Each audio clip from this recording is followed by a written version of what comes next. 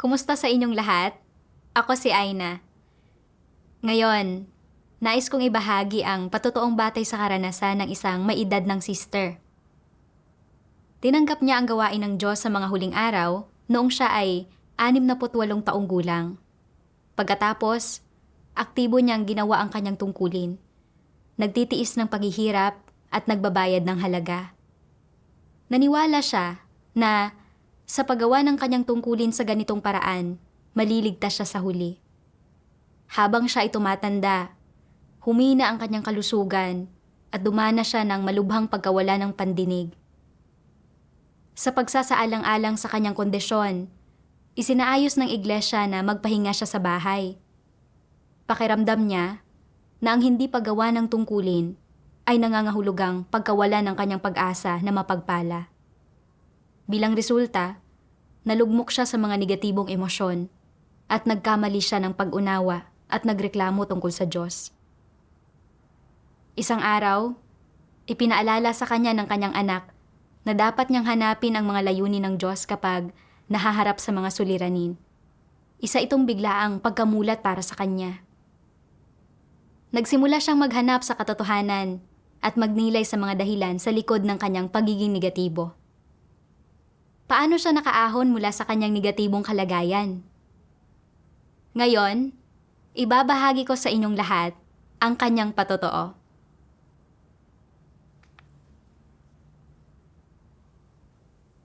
Noong 2005, tumuntong ako sa edad na 68 at isang araw, noong simula ng Oktubre ng taong iyon, nangaral sa akin ang isang kaibigan ng Ebanghelyo ng makapangyarihang Diyos sa mga huling araw. Sa pamamagitan ng pagkain at pag-inom ng mga salita ng Diyos, natiyak ko na ang makapangyarihang Diyos ay ang nag-iisang tunay na Diyos na nagliligtas sa sangkatauhan. At tinanggap ko ang gawain ng Diyos ng mga huling araw. Wala pang isang taon mula nang magsimula akong manampalataya sa Diyos. Isinaayos ng leader na ako ang mamahala sa mga aklat ng mga salita ng Diyos sa iglesia. Naisip ko na dahil tinanggap ko ang tungkuling ito, kailangan kong maging masigasig at responsable. Hindi ako dapat magkamali. Makakamtan ko ang pagliligtas ng Diyos sa pamamagitan lamang ng paggawa ko sa tungkulin ko ng maayos. Pagkatapos niyon, aktibo kong ginampanan ang aking tungkulin. Inoorganisa at nilalagyan ko ng numero ang lahat ng aklat at malinaw kong inililista ang lahat. Naisip ko na basta't buong puso kong inilalaan ang sarili ko sa aking tungkulin, hindi lang ang leader at ang mga kapatid ang matutuwa, kundi tiyak na masisiyahan din ang Diyos at pagpapalain din niya ako. Ang ideya na pagpapalain at maliligtas ako sa hinaharap ay labis na nagpasaya sa akin. Makalipas ang 2 taon, isinaayos ng leader na maghatid ako ng mga aklat at liham sa 2 kalapit na iglesia.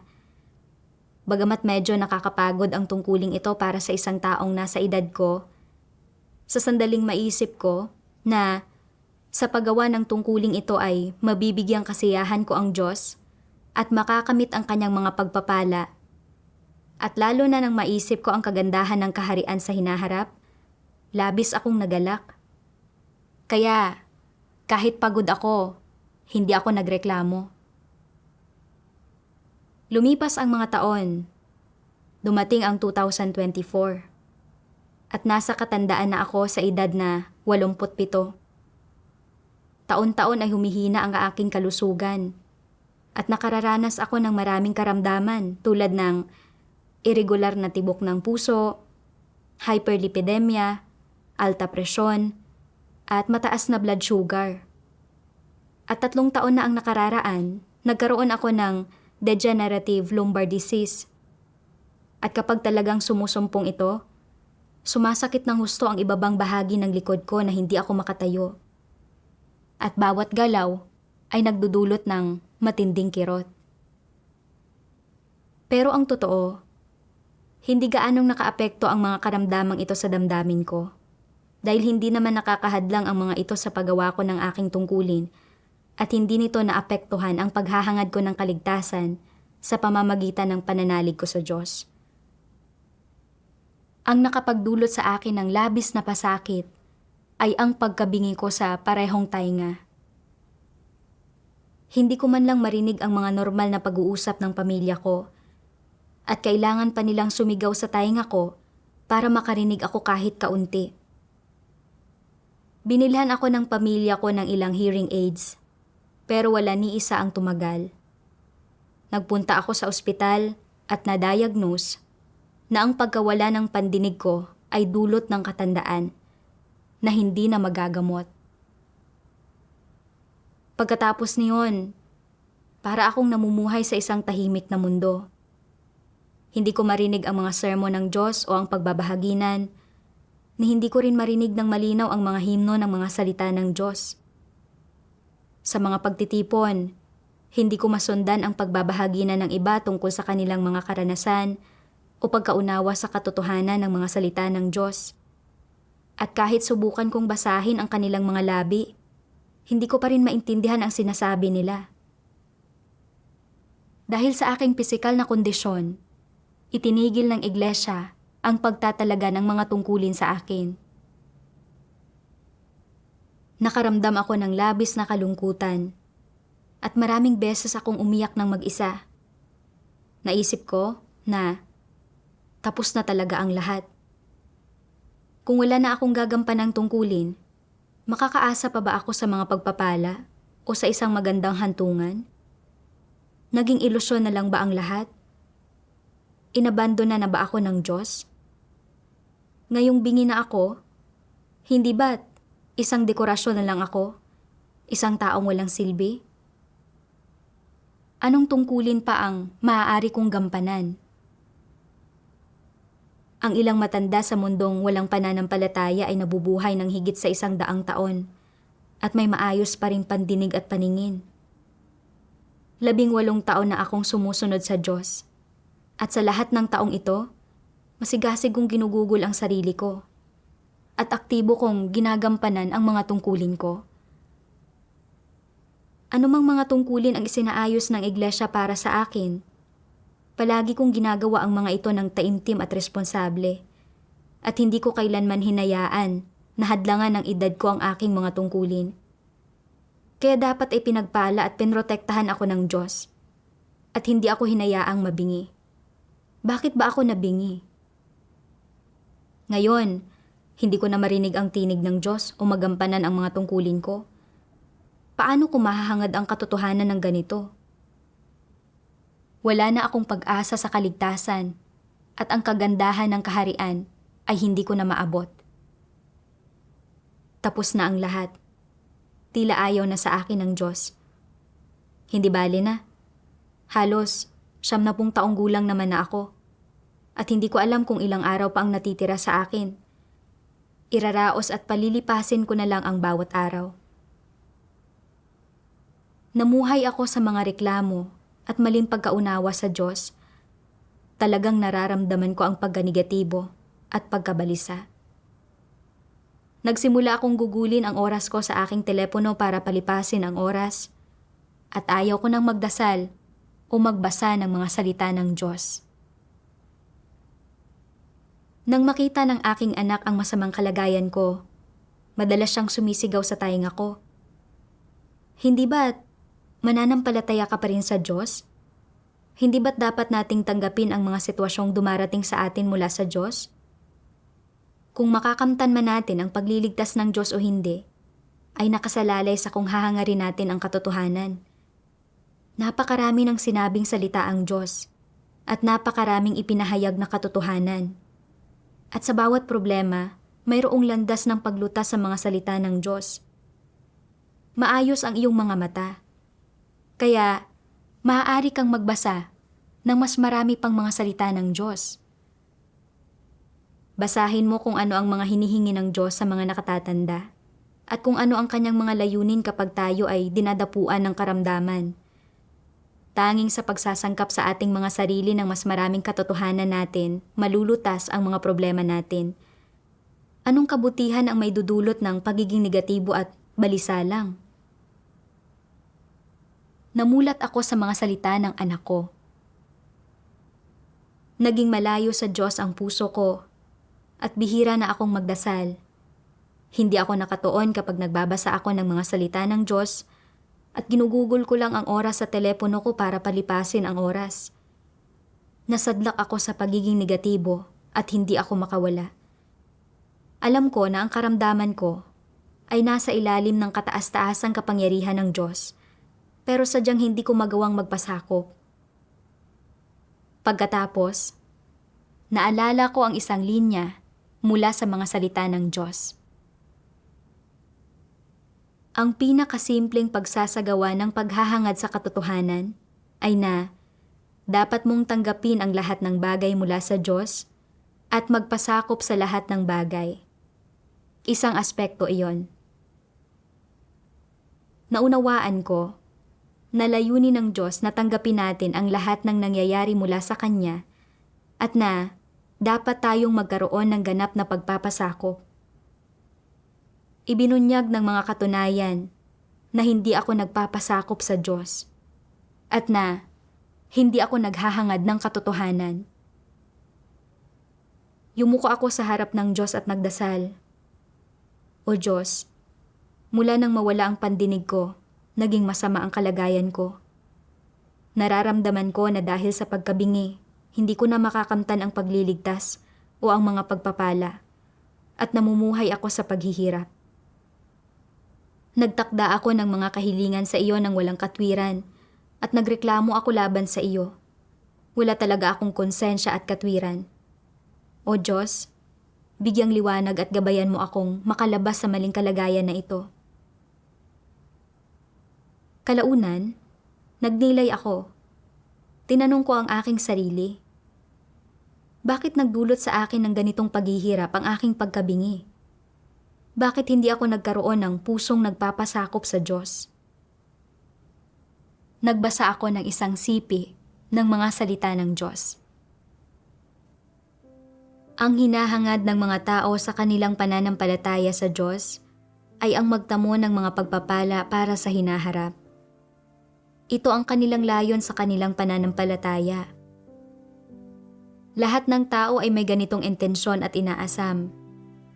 Subalit ang katiwalian sa kanilang kalikasan ay dapat malutas sa pamamagitan ng mga pagsubok at pagpipino. Sa alinmang aspekto na ang mga tao ay hindi nadalisay at nagbubunyag pa rin ng katiwalian, ito ang mga aspekto kung saan dapat silang mapino. Ito ang pagsasaayos ng Diyos. Naghahanda ang Diyos ng mga kapaligiran para sa iyo. Pinipilit kang sumailalim sa pagpipino sa mga ito, nang sa gayon ay malaman mo ang iyong sariling katiwalian. Sa huli, umaabot ka sa punto kung saan magiging handa kang isuko ang iyong mga plano at mga pagnanais, at magpasakop sa kataas-taasang kapangyarihan at pagsasaayos ng Diyos, kahit pa nangangahulugan ito ng pagkamatay. Sa makatwid, kung ang mga tao ay hindi sasailalim sa ilang taon ng pagpipino, kung hindi sila magtitiis ng itinakdang dami ng pagdurusa, hindi nila mapapalaya ang sarili nila mula sa mga paglilimita ng katiwalian ng laman sa kanilang mga kaisipan at puso. Sa alinmang aspekto, ang mga tao ay nalilimitahan pa rin ng kanilang satanikong kalikasan. At sa alinmang aspekto na mayroon pa rin silang sarili nilang mga ninanais at hinihingi, ito ang mga aspekto kung saan dapat silang magdusa. Sa pagdurusa lamang matututunan ng mga tao ang mga aral, na ang ibig sabihin ay nakakamit nila ang katotohanan at nauunawaan ang mga layunin ng Diyos. Sa katunayan, maraming katotohanan ang nauunawaan sa pagdanas ng pagdurusa at pagsubok. Walang nakakaunawa sa mga layunin ng Diyos, nakakakilala sa pagkamakapangyarihan sa lahat at karunungan ng Diyos, o walang nagpapahalaga sa matuwid na disposisyon ng Diyos kapag nasa isang maginhawa at magaan na kapaligiran o kapag ang mga kaganapan ay kaaya-aya. Iyon ay imposible. Sa pamamagitan ng kaliwanagan at paggabay ng mga salita ng Diyos, napagtanto ko na palagi akong nananampalataya sa Diyos, alang-alang sa mga pagpapala. Naniwala ako na hanggat ginagampanan ko ng wasto ang tungkulin ko, may pag-asa akong maligtas. Para sa isang magandang hantungan at para makatanggap ng mga pagpapala, tinatanggap at sinusunod ko at masigasig na hinaharap ang anumang tungkulin na isinaayos ng iglesia para sa akin. Bagamat matanda na ako at ang pamamahala ng mga aklat ay mahirap, hindi ko kailanman inireklamo ang mga paghihirap o hinayaang makaapekto ang edad ko sa tungkulin ko. Pero nang ako ay mabingi, hindi ko na marinig ang mga sermon ng Diyos o ang pagbabahaginan, o hindi ko na matutunan ang mga himno ng mga salita ng Diyos, at kapag nakikipagtipon ako sa mga kapatid, hindi ko marinig ang mga pagbabahagi nila tungkol sa kanilang pagkaunawa sa mga salita ng Diyos. Kaya pakiramdam ko, noong tanggapin ko ang yugtong ito ng gawain, ay matanda na ako, at ngayong wala na akong marinig, mas kaunti na ang makakamtan kong katotohanan. Lalo na nang tumigil ang iglesia sa pagsasaayos ng mga tungkulin para sa akin. Nag-alala ako na hindi na ako makakatanggap ng mga pagpapala. At talagang nasaktan ako. Tumigil ako sa pagdadasal at paghahangad sa katotohanan at ginugol ko na lang ang oras ko sa aking telepono. Nagkaroon ako ng negatibo, mapanlaban na saloobin, na sinusubukan nilang makaraos. Kung hindi ako nabunyag sa pamamagitan nito, hindi ko sana pinagnilayan at kinilala ang aking sarili. At iisipin ko pa rin na maayos ang ginagawa ko sa mga tungkulin ko. Ngayon ko nakita na ang lahat ng ginawa ko ay para sa aking mga pagpapala at sa isang magandang hantungan, at hindi man lang para matugunan ang Diyos. Sa pagninilay na ito, napagtanto ko kung gaano kapangit at kasuklam-suklam ang kalikasan ko. Paano ko masasabing tao ako? Paanong nagkaroon ako ng lakas ng loob para sabihin, 18 taon akong nananampalataya sa Diyos, kaya dapat lang napagpalain at protektahan niya ako. Labis akong nahiya. Talagang naging walang hiya ako. Hindi nagbago ang disposisyon ko kahit kaunti. Baliwala ang 18 taon ng pananampalataya ko. Kahit nanampalataya pa ako ng 28 o 38 taon, wala pa rin itong magiging silbi. Sa aking mga devosyonal, nabasa ko ang siping ito ng mga salita ng Diyos. Sa anong batayan ka na isang nilikha, may mga kahingian sa Diyos. Ang mga tao ay hindi kalipikado na magkaroon ng mga kahingian sa Diyos. Wala nang mas hindi makatwiran pa kaysa sa paggawa ng mga kahingian sa Diyos. Gagawin niya ang dapat niyang gawin at matuwid ang kanyang disposisyon. Ang katuwiran ay walang kinalaman sa pagiging patas o makatwiran. Hindi ito egalitarianismo o pagbibigay sa iyo ng nararapat sa iyo para sa iyong gawain o pagbabayad sa iyo para sa anumang gawaing natapos mo o pagbibigay sa iyo ng nararapat sa iyo ayon sa kung gaano ka nagsisikap. Hindi ito pagiging matuwid, pagiging patas at makatwiran lamang ito. Kakaunting tao lamang ang may kakayahang makilala ang matuwid na disposisyon ng Diyos. Ipagpalagay na nilipol ng Diyos si Job matapos magpatotoo sa kanya si Job. Magiging matuwid ba ito? Sa katunayan, oo.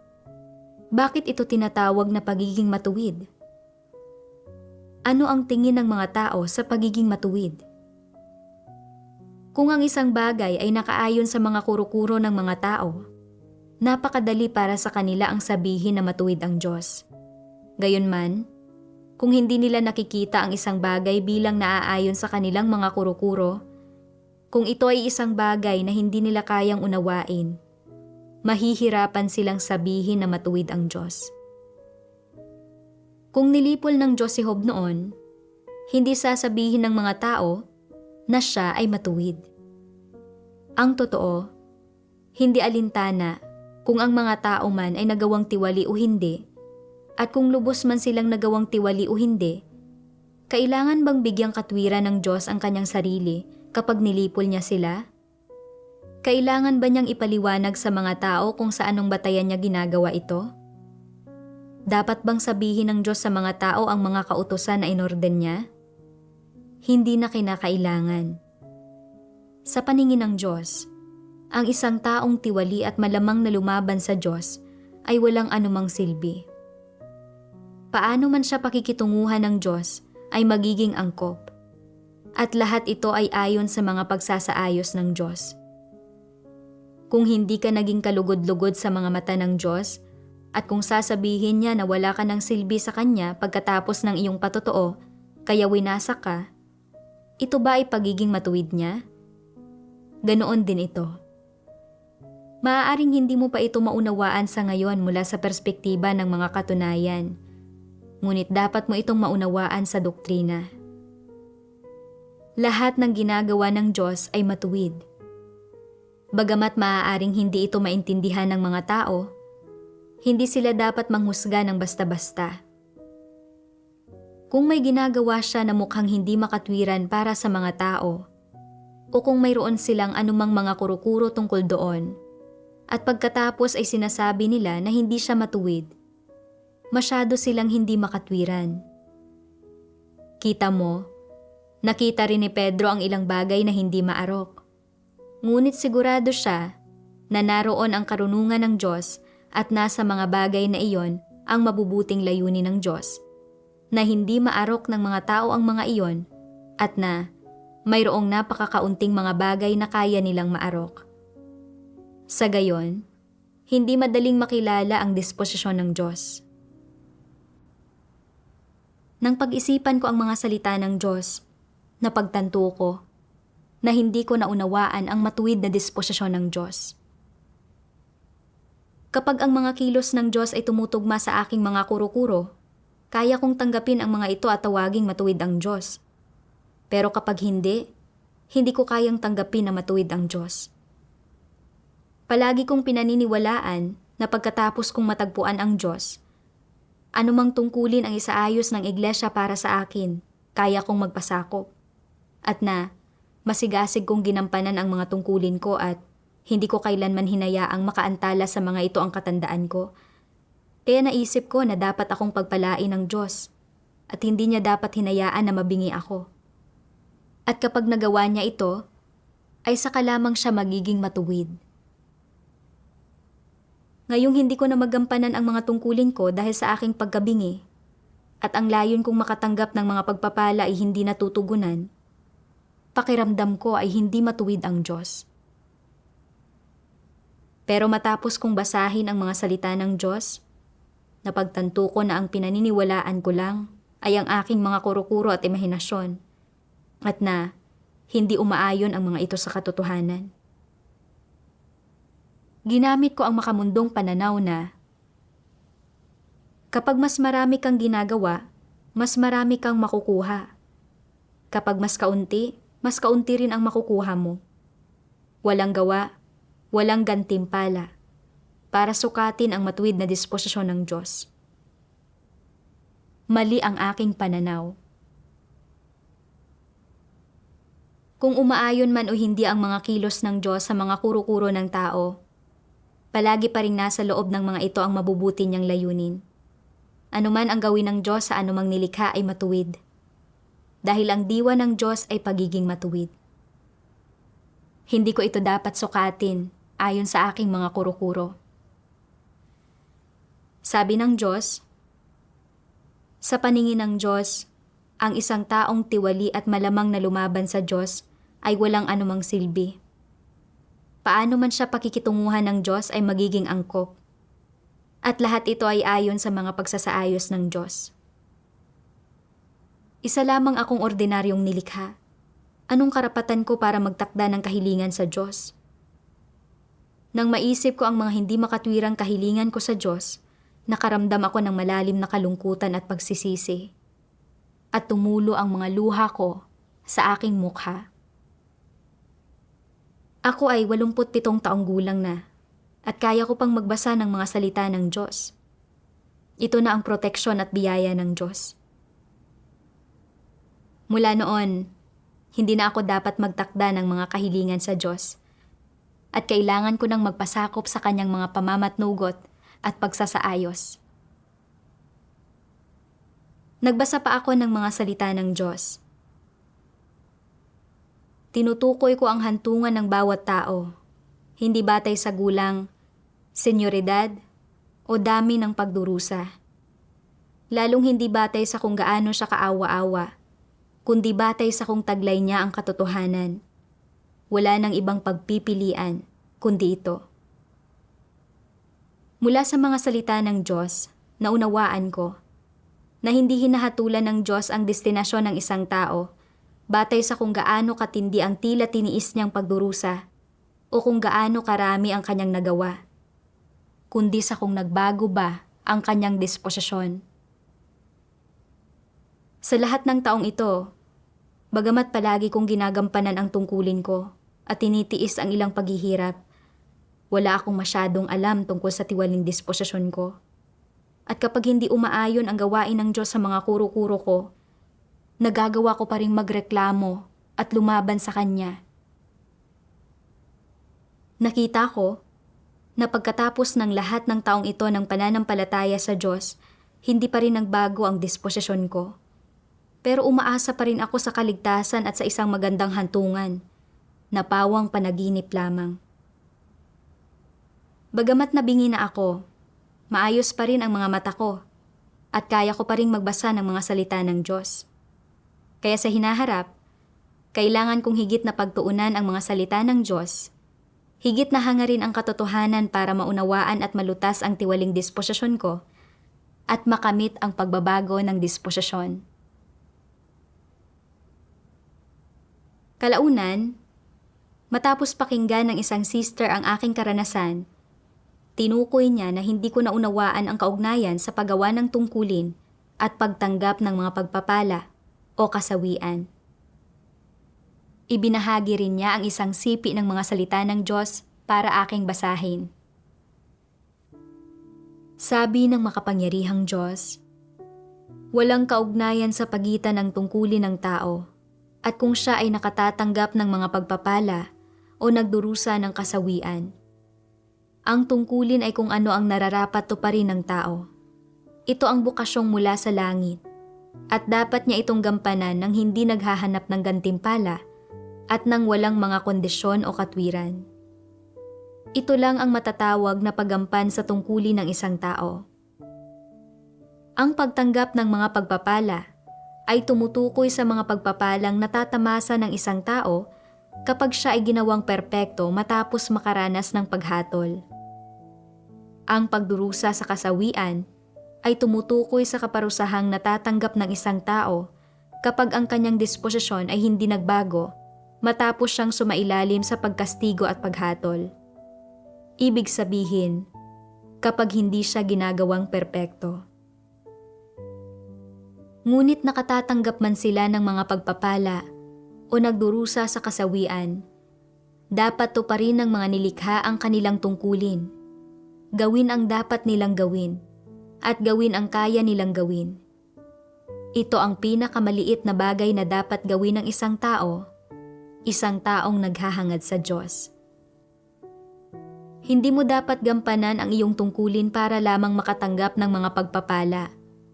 At hindi ka dapat tumangging gumampan ng tungkulin mo dahil sa takot na magdusa ng kasawian. Sasabihin ko sa inyo ang isang bagay na ito. Ang paggampan ng tao sa kanyang tungkulin ang dapat niyang gawin, at kung hindi niya kayang gampanan ang kanyang tungkulin, ito ang kanyang paghihimagsik. Habang nagbabasa at nagbubulay-bulay ako, napagtanto ko na ang tungkulin ng isang tao ay isang gawain na ibinigay ng Diyos, at na ito ay responsibilidad ng isang tao na obligado siyang gawin. Walang kaugnayan sa pagtanggap ng mga pagpapala o kasawian. Ang kakayahang magampanan ang tungkulin ko bilang isang mananampalataya ay isang pagpapala at karangalan. at makakamit ko lamang ang pagsang-ayon ng Diyos sa pamamagitan ng paghahangad sa katotohanan at pagkakaroon ng pagbabago sa disposisyon habang ginagampanan ang aking tungkulin. Kung hindi nagbago ang disposisyon ko, gaano man karami ang mga tungkulin na aking ginampanan o gaano man karami ang mga daan na aking tinahak, kung hindi ko hinangad ang katotohanan, magiging walang saysay ang lahat at hindi ko makakamit ang kaligtasan. Mas maraming nagawa si Pablo kaysa sa sinuman, pero hindi nagbago ang kanyang disposisyon. Ang mga sakripisyo at pagsusumikap niya sa kanyang gawain ay hindi para matugunan ang Diyos, kundi para magkamit ng mga korona at gantimpala. Taliwas ito sa mga hinihingi ng Diyos, at tumahak siya sa isang landas ng paglaban sa Diyos. Bilang resulta, naparusahan siya at nauwi sa impyerno. Kinailangan kong isuko ang aking intensyon na maghangad ng mga pagpapala. At magkakaroon man ako ng isang magandang hantungan o hindi, kailangan ko pa ring hangarin ang katotohanan. Bagamat nabingi ako at pansamantalang hindi nagagampanan ang tungkulin ko, maaari pa rin akong magsanay na sumulat ng mga patotoong batay sa karanasan para magpatotoo sa Diyos. Binasa ko ang mga salitang ito ng Diyos. Dahil ang mapagpala ay hindi isang naaangkop na layuning dapat hangarin ng mga tao, ano ang isang naaangkop na layunin? Ang paghahangad ng katotohanan, ang paghahangad ng mga pagbabago sa disposisyon, at ang magawang magpasakop sa lahat ng pamamatugot at pagsasaayos ng Diyos, ito ang mga layuning dapat hangarin ng mga tao. Matapos basahin ang mga salita ng Diyos, lumapit ako sa Diyos sa panalangin. O Diyos, sa loob ng maraming taon, ginampanan ko ang mga tungkulin ko para lamang makamtan ang mga pagpapala. Lumalakad sa isang landas ng paglaban sa iyo. Handa akong magsisi sa iyo. Isuko ang pagnanais ko ng mga pagpapala at pagtuunan ang paghahangad ng katotohanan.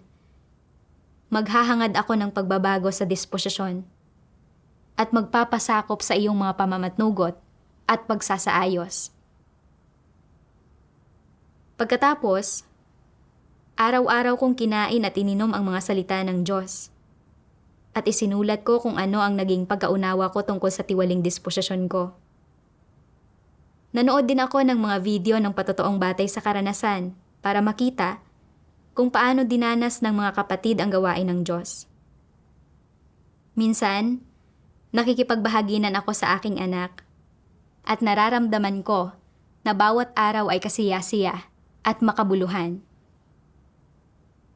Ngayon, napakabuti ng aking kalagayan at kondisyon at hindi na ako namumuhay sa pasakit dahil sa aking pagkabingi.